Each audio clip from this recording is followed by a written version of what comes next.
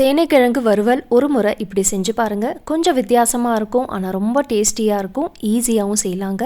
கண்டிப்பாக செஞ்சு பார்த்துட்டு உங்கள் ஃபீட்பேக் எனக்கு ஷேர் பண்ணுங்கள். ஃபஸ்ட்டு சேனைக்கிழங்கு எடுத்துக்கலாம். 400 கிராம் அளவுக்கு சேனைக்கிழங்கு எடுத்துக்கோங்க. மேலே இருக்க தோல் எடுத்துட்டு இதை நல்லா வாஷ் பண்ணிடலாம்.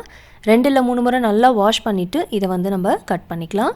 கட் பண்ணுறப்ப மீடியம் பீசஸாக கட் பண்ணிக்கோங்க. பாருங்கள், இதே போல் கட் பண்ணிவிட்டு தண்ணியில் போட்டு வச்சுடுங்க. ரொம்ப சின்னதாலாம் கட் பண்ணாதீங்க, கொஞ்சம் பெருசாக கட் பண்ணிக்கோங்க. பாருங்கள், எல்லாம் கட் பண்ணியாச்சு, எல்லாம் தண்ணியில் போட்டு வச்சாச்சு. இப்போ இதை நம்ம ஒரு குக்கரில் மாற்றிக்கலாம். தண்ணி இல்லாமல் குக்கரில் சேர்த்துக்கோங்க. இப்போ இதில் 1 கப் அளவுக்கு தண்ணி சேர்த்துக்கலாம். தண்ணி சேர்த்துட்டு கொஞ்சமாக உப்பு சேர்த்துக்கோங்க. அடுத்ததாக 1/4 டீஸ்பூன் மஞ்சள் சேர்த்துட்டு இதை ஒரு முறை நல்லா மிக்ஸ் பண்ணிவிட்டு நம்ம வேக வைக்க போகிறோம். வேக வைக்கிறதுக்கு ஒரே ஒரு விசில் தாங்க வைக்கணும், அதிகமாக விசில் வைக்கக்கூடாது. இது குழஞ்செல்லாம் போகக்கூடாது. இந்த சேனைக்கிழங்கு வெந்தா போதும். ஸோ ஒரே ஒரு விசில் வச்சுக்கோங்க.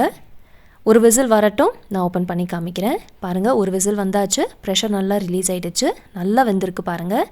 இப்போ தண்ணி மாத்திரம் ட்ரெயின் பண்ணிவிட்டு எடுத்துடலாம்.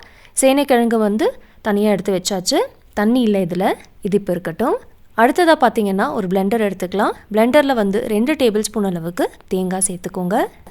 தேங்காய் கட் பண்ணிவிட்டு இல்லைனா திருவிட்டு கூட நீங்கள் சேர்த்துக்கலாம். அடுத்ததாக பூண்டு சேர்த்துக்கலாம். 8லேருந்து 10 பல் பூண்டு. இதில் இப்போ 1 டீஸ்பூன் மிளகாய் தூள் சேர்த்துக்கலாம். காரம் அதிகமாக வேணும்னா நீங்கள் அதிகமாக கூட சேர்த்துக்கோங்க. இப்போ இதில் 1 டீஸ்பூன் அளவுக்கு சோம்பு சேர்த்துக்கோங்க. இப்போ இது எல்லாமே அரைச்சிக்கலாம். கோர்ஸாக கிரைண்ட் பண்ணணும், கொரப்பாக அரைச்சிக்கோங்க. தண்ணி எதுவுமே சேர்க்காமல் கோர்ஸாக கிரைண்ட் பண்ணிக்கோங்க. பாருங்கள், மசாலா ரெடியாக இருக்குது. இதே போல் கொஞ்சம் கொரப்பாக அரைச்சிக்கோங்க. தண்ணி எதுவுமே சேர்க்கலைங்க. இப்போ இது இருக்கட்டும்.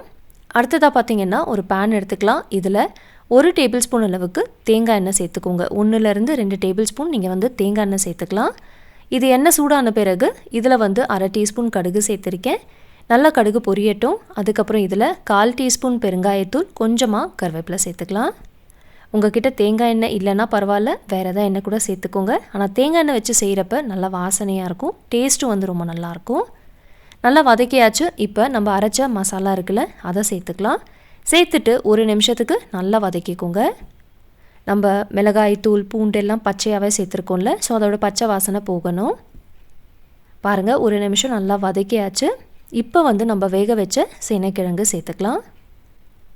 தண்ணி நல்லா ட்ரெயின் பண்ணிவிட்டு சேனைக்கிழங்கு மாத்திரம் இதில் சேர்த்துக்கோங்க. நல்லா ஒரு முறை மிக்ஸ் பண்ணிக்கலாம். நம்ம சேனைக்கிழங்கு வேக வைக்கிறப்பவே உப்பு சேர்த்துறணும்ல, எனக்கு சரியாக இருக்குது.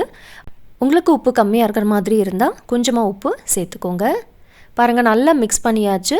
இப்போ ஃப்ளேம் மீடியம் வச்சுட்டு இதை 5லேருந்து 6 நிமிஷத்துக்கு நல்லா ரோஸ்ட் பண்ணிக்கணும். மேலே பார்த்தீங்கன்னா நல்லா ட்ரை ஆகணும், மேலே நல்லா கிறிஸ்பியாக வரணும். அது வரலையும் இதை ரோஸ்ட் பண்ணிக்கோங்க. அப்பப்போ மிக்ஸ் பண்ணிகிட்டே இருக்கணும், அப்போ தான் ஈவனாக எல்லாம் நல்லா ரோஸ்ட் ஆகும். பாருங்கள், இப்போ பார்த்தீங்கன்னா இது ஒரு 5 நிமிஷமாக நல்லா ரோஸ்ட் ஆகிருக்கு. மேலே பாருங்கள், நல்லா கிறிஸ்பியாக இருக்குது. இந்த அளவுக்கு ரோஸ்ட் ஆன பிறகு நம்ம ஃப்ளேம் ஆஃப் பண்ணிடலாம். ரொம்ப ஈஸியாக செஞ்சுட்டோம் இல்லைங்க. நீங்களும் இதே போல் கண்டிப்பாக செஞ்சு பாருங்கள், ஈஸியாக செய்யலாம். டேஸ்ட் ரொம்ப நல்லாயிருக்கும். இந்த சேனைக்கிழங்கு வறுவல் பார்த்திங்கன்னா நீங்கள் இப்படியே கூட சாப்பிடலாம், ரொம்ப நல்லாயிருக்கும். இல்லைனா தயிர் சாதம், ரசம் சாதம், சாம்பார் சாதத்துக்கெலாம் ரொம்ப நல்லாயிருக்கும். கண்டிப்பாக செஞ்சு பாருங்கள். சாதத்துக்கு மாத்திரம் இல்லைங்க, சப்பாத்திக்கும் சூப்பராக இருக்கும். ஸோ எப்போவுமே ஒரே மாதிரி சேனைக்கிழங்கு வறுவல் செய்யாமல் கொஞ்சம் வித்தியாசமாக சோம்பு, அதுக்கப்புறம் தேங்காய் நல்லா சேர்த்து இதே போல் செஞ்சு பாருங்கள். நாளைக்கு இதே போல் ஒரு இன்ட்ரெஸ்டிங்கான வீடியோவில் நம்ம மீட் பண்ணலாம்.